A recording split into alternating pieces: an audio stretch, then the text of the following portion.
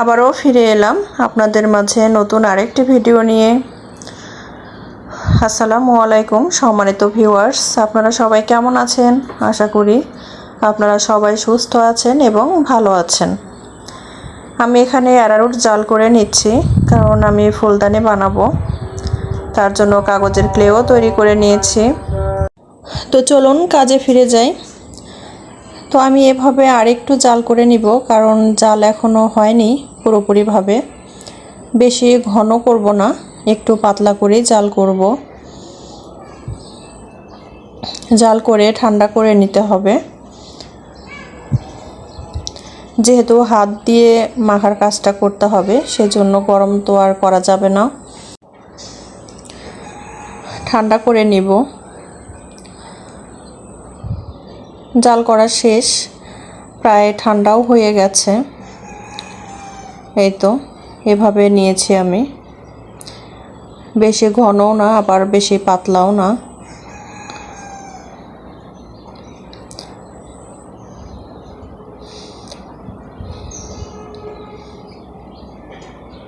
আমি এখানে ডিশ বাটি এগুলো পলিথিনে মুড়িয়ে নিয়েছি, যেহেতু এগুলো দিয়েই আমি ফুলদানিটা তৈরি করব, সেজন্য। এখানে আমি একটা ছোট বালতি নিয়েছি, বালতিটাও আমি পলিথিন দিয়ে মুড়িয়ে নেব। আমি ফুলদানিটা আসলে তৈরি করব বড় করে, বড় ফুলদানিগুলো আমার অনেক ভালো লাগে। এই যে কাগজের ক্লে আমি আগেই তৈরি করে রেখেছি, এগুলো তৈরি করে ছাদে দিয়ে এসেছি। তো এখন আমি রান্না করব। তো এখানে মাছ নিয়েছি, মাছগুলো আমি পটল ঢেঁড়স আলু দিয়ে রান্না করব। তো সবজিগুলোও আমি কেটে ধুয়ে রেডি করে নিয়েছি।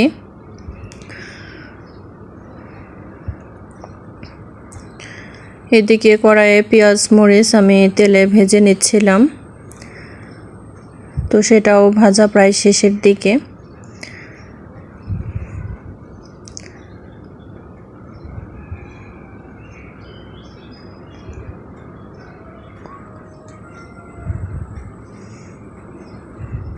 আমি এখানে পানি দিয়ে দিলাম। তো রান্না আসলে বিস্তারিত বলার কিছু নেই, যেহেতু মোটামুটি আমরা সবাই রান্না পারি, জানি। তো যাই হোক, যারা যারা আমার এই লং ভিডিওগুলো দেখছেন, সাপোর্ট করে যাচ্ছেন, ভালোবাসছেন, তো আমি সবার প্রতি কৃতজ্ঞ। আর যারা যারা নতুন, আজই প্রথম আমার চ্যানেলটির ভিডিও দেখছেন, তারা অবশ্যই আমার চ্যানেলটিকে সাবস্ক্রাইব করবেন। আর যারা অলরেডি সাবস্ক্রাইব করেছেন তাদেরকে আবারও ধন্যবাদ। তো আমি এখানে সবগুলো একে একে মশলার উপকরণগুলো দিয়ে দিলাম। তো এগুলো আমি এখন ভালোভাবে কষিয়ে নিচ্ছি। বাটা মশলাগুলো দিয়ে দিচ্ছি।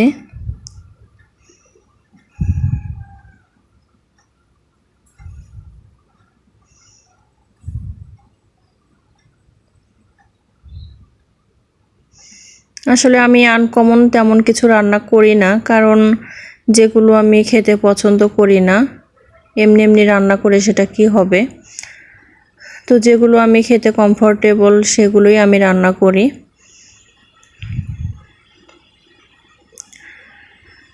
তো মশলা কষানো শেষ, এর মধ্যে আমি মাছগুলো দিয়ে দিচ্ছি।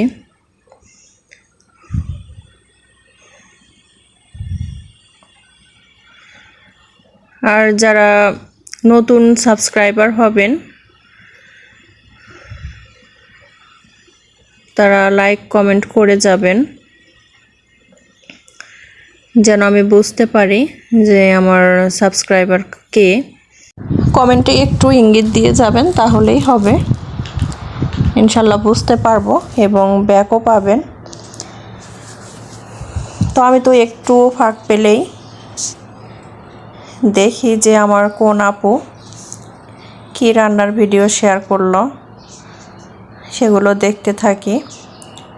তো আপনাদের ভিডিও দেখতে দেখতে তো অনেক সময় আমার রান্না পুড়ে যায়, কিন্তু সেটা কখনো ভিডিও করা হয়নি। তো যাই হোক, আমি সবজিগুলো কষিয়ে নিচ্ছি।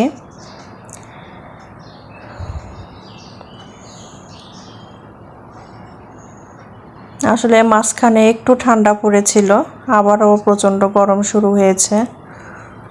রান্নাঘরে তো যেতেই মনে চায় না। তারপরেও তো এখানে আমি লাউ শাক আলু দিয়ে আর মাছ দিয়ে ভর্তা করব। তো তার জন্য আমি আলু লাউ শাক কেটে ধুয়ে ভালোভাবে নিয়েছি। তো এর মধ্যে আমি গোটা রসুন দিয়ে দিচ্ছি। এই ভর্তাটা খেতে আসলে দারুণ লাগে, আমার খুবই পছন্দের। আপনারাও চাইলে ভর্তাটা ট্রাই করতে পারেন, অনেক মজা হয়। তো এখন আমি এর ভিতরে একটু লবণ হলুদ দিয়ে জাল করে নেব। তো এর মধ্যে আমি পেঁয়াজ দিয়ে দিচ্ছি। সবগুলো একসঙ্গে আমি সিদ্ধ করে নেব। আর এক টুকরো মাছও আমি এর সাইডে দিয়ে দিয়েছি। এগুলো এখন আমি ভালোভাবে সিদ্ধ দিয়ে দিব সামান্য একটু পানি দিয়ে।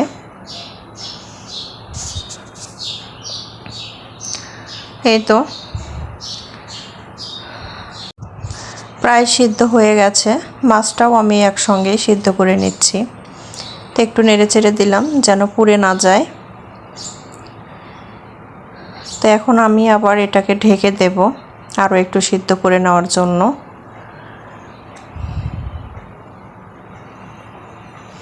এই তো পানি শুকিয়ে গেছে। তো আমি সরিষার তেল দিয়ে আরও একটু ভেজে নেব হালকা।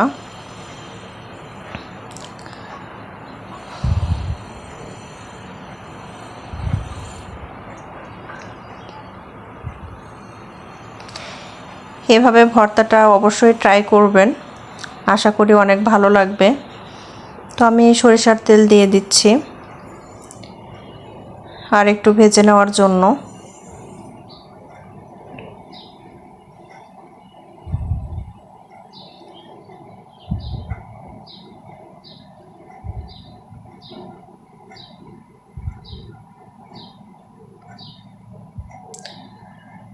তো আমার ভেজে নেওয়া শেষ। আমি ভর্তাটা শিলপাটাই করব বেটে। তো তার আগে আমি মাছটাকে উঠিয়ে নিচ্ছি, কারণ কাঁটাগুলো আলাদা করতে হবে।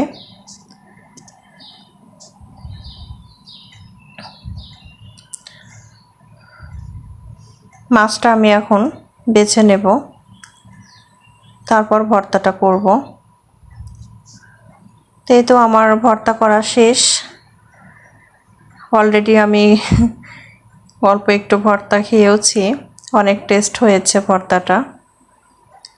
সিদ্ধ করার সময় আমি যেহেতু লবণ দিয়েছিলাম, তাই ভর্তা করার পর সামান্য একটু দিতে হয়েছে, একটু কম হয়েছিল। তো রান্নাবান্না সব কিছু শেষ, সব কাজ শেষ করে এই তো খেতে বসে গেলাম। অনেক খিদে পেয়েছে। তো আমি এখন আর ভর্তা খাবো না, তরকারিটা দিয়েই ভাত খাবো।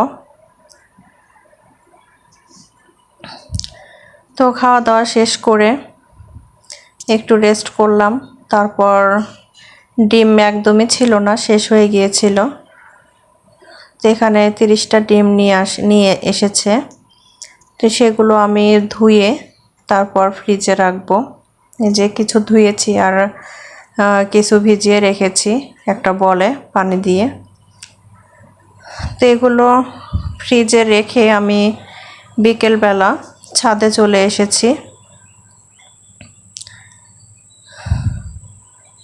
অনেক সুন্দর লাগছিল।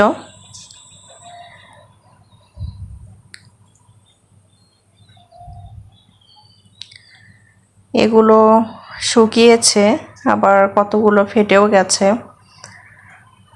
তো এই যে যেখানে ফেটে গিয়েছিল সেখানে আবার দিয়েছি। তো এগুলো বানানো আসলে খুবই কষ্টকর, বানানোর সময় বুঝতে পারছি যে আসলে কতটা পরিশ্রম করতে হয়। তো যাই হোক, এই তো ছাদে এগুলো ছিল ড্রাগন গাছ, কিন্তু ড্রাগন ধরেনি এখনো। অনেকগুলো গাছই ছিল, বেগুন গাছ, কাঁচামরিচ গাছ, তারপর অ্যালোভেরা, বড়ই,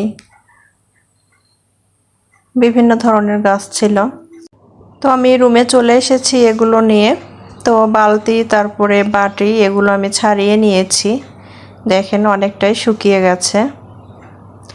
এগুলো এখন আবার এই যেখানে যেখানে ফেটে গেছে সেগুলো ঠিক করে জয়েন দিতে হবে সবগুলো একসঙ্গে।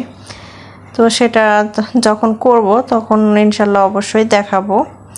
তো ভিডিওটি কেমন লেগেছে অবশ্যই জানাবেন। এই তো এটা বালতি, এটাও মোটামুটি শুকিয়ে গেছে, তো আরও একটু শুকাতে হবে।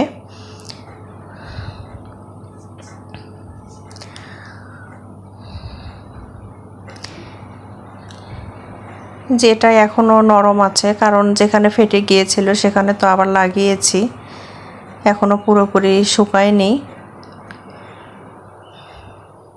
আরও শুকাতে হবে।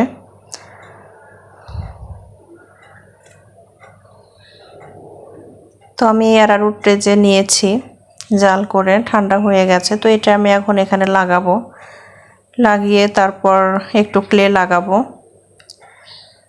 যেহেতু ফেটে গেছে তো এখানে ওই জন্য আর একটু ক্লে লাগাতে হবে অ্যাডজাস্ট করানোর জন্য।